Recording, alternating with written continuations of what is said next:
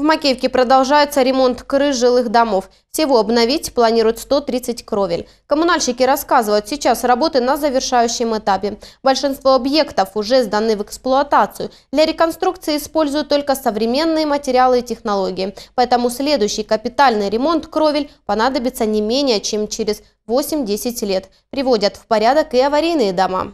Ремонт так называемых аварийных домов, или домов, которые выполняются комплексным капитальным ремонтом. Должны, так как договаривались, в графике успеть, то есть до октября месяца закончить.